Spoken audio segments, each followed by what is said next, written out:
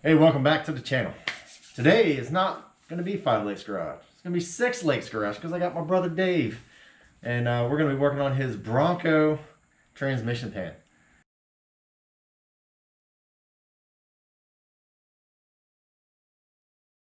So Dave, what's the problem with this thing?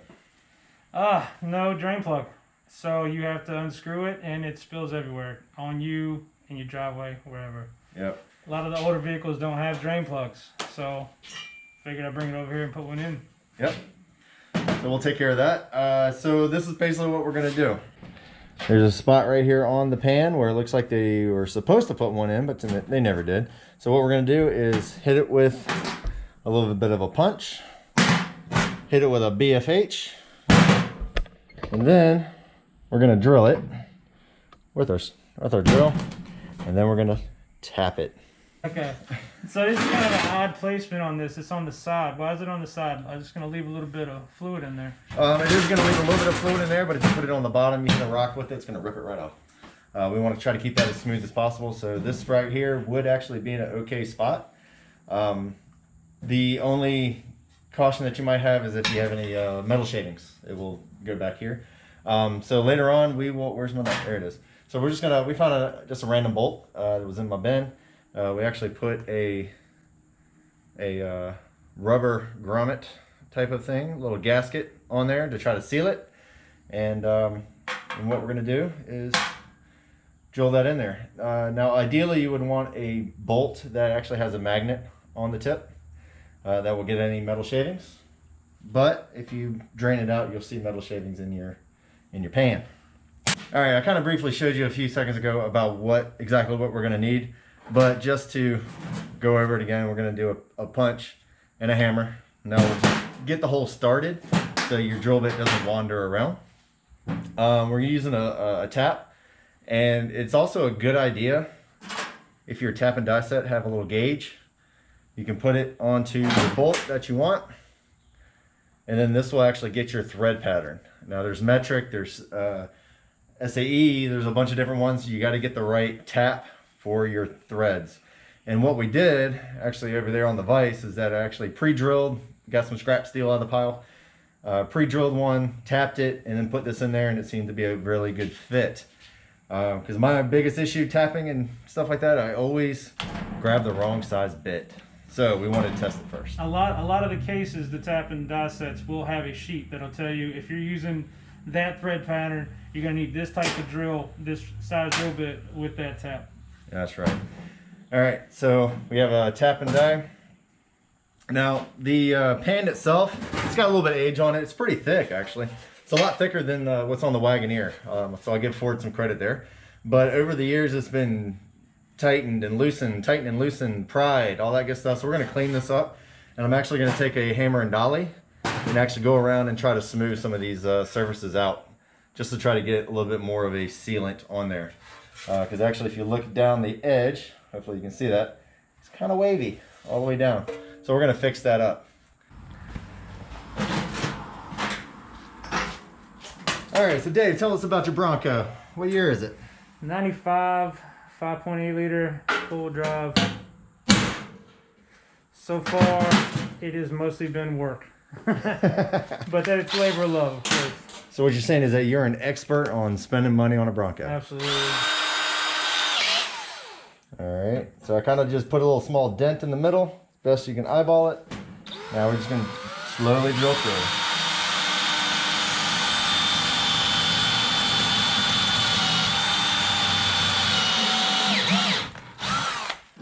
These chucks suck. If you buy that drill's probably 30 years old. It's not 30 years old, it's at least 20 though. I would bet.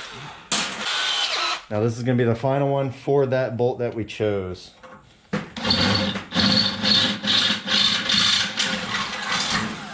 There we go. So that is nice. So what you want to do is grab some lube. That's not lube. That's well through primer. All right, in this particular case, you can use some WD-40. You can use any other lube that you really want. You just don't want the threads to gull up all inside your tap. And also, I don't think you're going to grab too much heat, but you never know. So you want to keep it as straight as possible and slowly bring it in. Once you start feeling it bite, back off a little bit, go back into it. And what that's going to do is clear out your threads on your tap. All right, so we want to make sure that this guy is good to go. So we're going to take a little torque wrench. We're going to put it at about 12 foot-pounds. Slowly bring it down. Now, if this strips out, then that means we got to go to the nut on the other side. It looks like we're going to be nutting on the other side. I don't know if I'll be. All right, so I got Dave on the other side, so I don't have my mask on, so don't hit me up on comments. I understand. But anyway, so we tried to tap it. It did not work very well. There wasn't a lot of tap threads in there to keep it tight, and we really don't want to lose transmission fluid. So we have a nut that I'm just going to tack weld all the way around, and that should be able to hold it in there. We'll still put a seal on this side to keep it from leaking, and hopefully that'll be enough. So let's find out. All right, so on the welder itself, this is kind of, actually it is relatively thin steel, so I don't have it all the way up. So I have it right in the middle. I don't have exact numbers because my welder's not built like that. So anyway, but it is on my welding table. I got it grounded down here. As long as this is touching, I'm grounded. Let's go.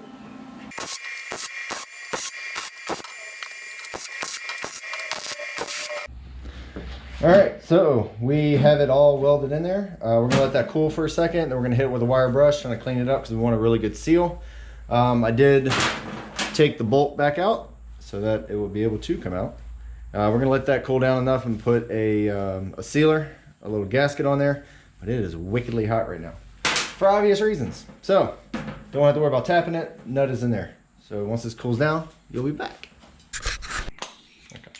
All right, so we have it all cleaned off. We just hit it with a wire brush, got rid of the old nasty garbage. We also hit it with the compressed air because we don't want to get little shavings like that in your transmission. And actually, you should have a magnet in there. Make sure that's all nice and blown off. I'm gonna hand that to my assistant to make sure that's nice and blown off.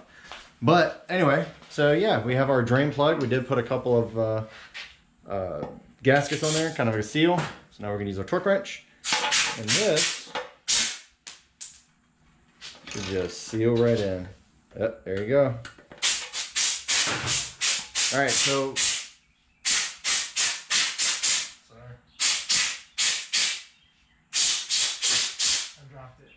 I dropped it. Oh man, don't drop it on that floor. Good.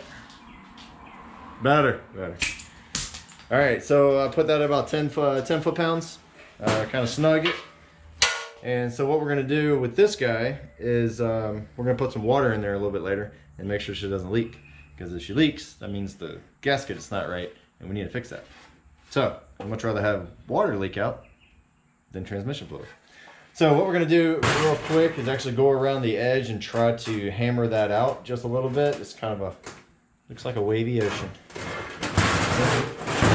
Now we have a hammer and we have a dolly. And what the dolly is going to do is you hold this on one side, and then you go tap, tap, tap, tap, tap, tap, and it is going to flatten it out. And we're actually going to kind of stretch the metal a little bit. And it should have a memory, and it's going to want to go back home. So check it out. All right, so as I'm going, I'm really just worried about this lip right here. Because if you bang down the lip, then the rest of it should come along. This particular oil pan does have... looks like spacers, really, so you can't over tighten it. So they're on every one of them, so we're not gonna hit those. We're just gonna hit the rest of it.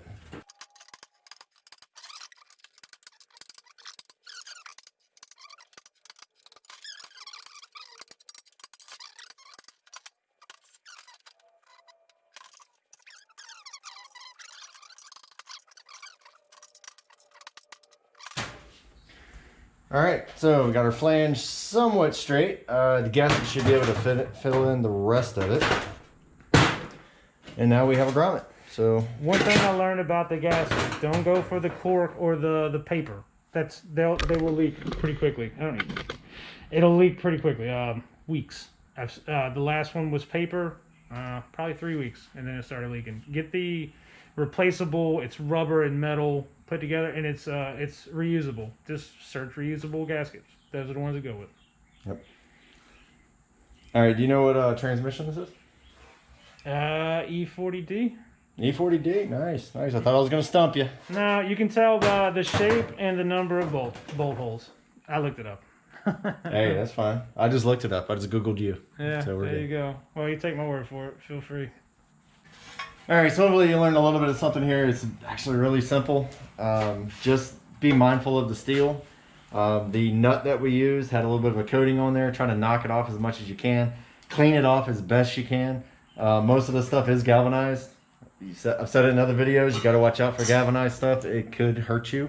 And actually, when I was welding that up, I was holding my breath again. If it was basic steel, just basic carbon steel, I wouldn't worry about it too much, but I only have a visor. I don't have a full aerator thing, whatever they use. But just be careful. Don't hurt yourself. And we're going to get this back on the Bronco as soon as we put water in, make sure it doesn't leak, and hopefully get them on the trail. Hey man, more videos are coming for this Bronco. Just got to get this man to be less busy. So what else do we have to do with that Bronco real quick? Ah man, okay, so we need to do the brake rotor, which entails taking everything apart from the hub. We'll go over bearings. We'll go over locking hubs. What else is there for that? Oh, taking out the lugs, because you got to take those up. And what's the spindle? The spindle gear. That's got to come out. Everything has to come out. It's a chore, but once you get done with the first one, the second one takes you 25-30 minutes. It's not too bad. So basically what we're going to do is do the first one, learn how to do it, and then we're going to show you how to do it. It's the way it works. 6 times. Actually, we've already done it quite a few times on this Bronco, but it should be good to go. So anyway, just stay tuned.